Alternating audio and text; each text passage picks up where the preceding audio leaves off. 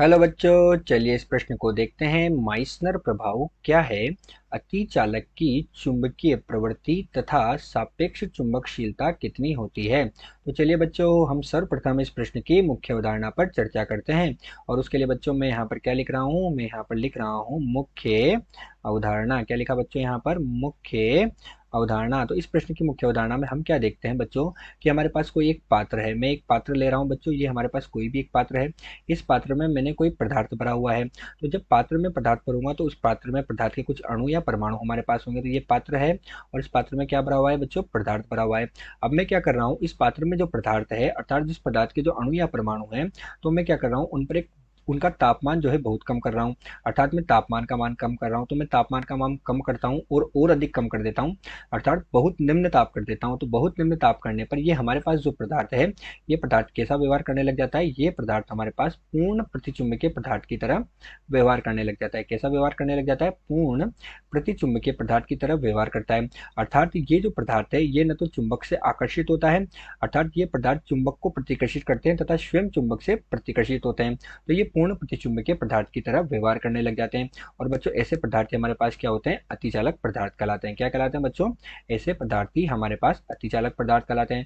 तथा इनके लिए जो प्रतिरोध का मान होता है, ताप बहुत निम्न है इसलिए प्रतिरोध का मान भी क्या होता है बच्चों? शून्य होता है। तो एक ऐसा पदार्थ जिसका ताप मैं लगातार कम कर रहा हूँ तो बहुत निम्न ताप पर यह पदार्थ पूर्ण प्रतिचुंबकीय पदार्थ की तरह व्यवहार करने लग जाते हैं। ऐसे पदार्थ अतिचालक पदार्थ कहलाते हैं जिनके लिए प्रतिरोध का मान शून्य होता है। साथ ही बच्चों हम जानते हैं कि जो चुंबकीय प्रवृत्ति हमारे पास होती है, तो चुंबकीय प्रवृत्ति को हम काय से प्रदर्शित करते हैं तथा ये चुंबकीय प्रवृत्ति आई बटे एच का अनुपात होती है। जहाँ आई क्या होता है बच्चों? आई हमारे पास चुंबकन तीव्रता होती है। आई तो क्या होती है बच्चों? हमारे पास चुंबकन तीव्रता होती है। और एच हमारे पास क्या होता है? चुंबकन क्षेत्र होता है। तो ये हमारे पास चुंबकन तीव्रता तथा चुंबकन क्षेत्र होते हैं। तथा जो काई होती है वो किसी भी पदार्थ में चुंबकीय व्यवहार के बारे में बताती है तथा चुंबकशीलता वो पदार्थ कितना चुंबकित हुआ इस बारे में बताती है। तो चलिए बच्चों, अब हम मुख्य अवधारणा के आधार पर क्या करते हैं? प्रश्न को हल करते हैं। और प्रश्न के हल में बच्चों हमसे पूछा गया माइसनर प्रभाव क्या है। तो बच्चों इसे समझाने के लिए मैं यहाँ पर क्या करता हूँ, एक पदार्थ ले रहा हूँ। ठीक है बच्चों, एक अतिचालक पदार्थ मैंने लिया। तो ये कौन सा पदार्थ लिया बच्चों? अतिचालक पदार्थ लिया। ये हमारे पास हो गया अतिचालक पदार्थ। अब इस अतिचालक पदार्थ के पास जब मैं एक चुंबक लाता हूँ, तो या मैं कोई भी चुंबक इसके ऊपर लेता हूँ, तो उस चुंबक को लाने पर यहाँ पर चुंबकीय क्षेत्र आएगा।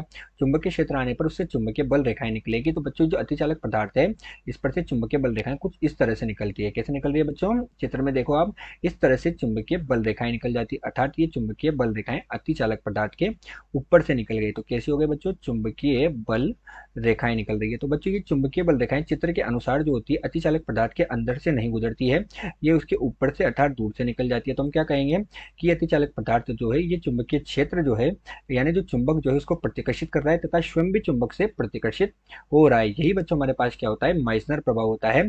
और ये जो प्रभाव है सब सर्वप्रथम किसने देखा था बच्चों? माइसनर नामक वैज्ञानिक ने देखा था। इसीलिए इस प्रभाव को बच्चों क्या कहा जाता है? माइसनर प्रभाव कहा जाता है। क्या कहा जाता है बच्चों? माइसनर प्रभाव कहा जाता है। ये तो हमारे पहले भाग का उत्तर हुआ। अब बच्चों इसी प्रश्न में हमसे क्या पूछा गया है? इसी प्रश्न में हमसे पूछा गया है कि अतिचालक की चुंबकीय प्रवृत्ति क्या होती है। तो बच्चों हमने अभी भी मुख्य उदाहरण में कहा कि जो चुंबकीय प्रवृत्ति होती है वो पदार्थ में चुंबकीय गुणों के बारे में बताती है।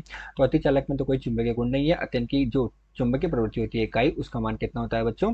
ऋण एक के बराबर होता है। कितना होता है बच्चों? ऋण एक के बराबर होता है। तथा इनकी जो चुंबकशीलता होती है बच्चों, उस चुंबकशीलता का मान हमारे पास कितना होता है बच्चों? जीरो होता है, क्योंकि इनमें कोई भी चुंबकन गुण उपस्थित नहीं है। तो हमारे पास बच्चों दिया गया जो प्रश्न है, इस दिए गए प्रश्न में चुंबकीय प्रवृत्ति इकाई का मान ऋण एक तथा चुंबकशीलता का मान हमें कितना प्राप्त हुआ? जीरो के बराबर प्राप्त हुआ। आशा करते हैं आपको प्रश्न समझ आया होगा। धन्यवाद।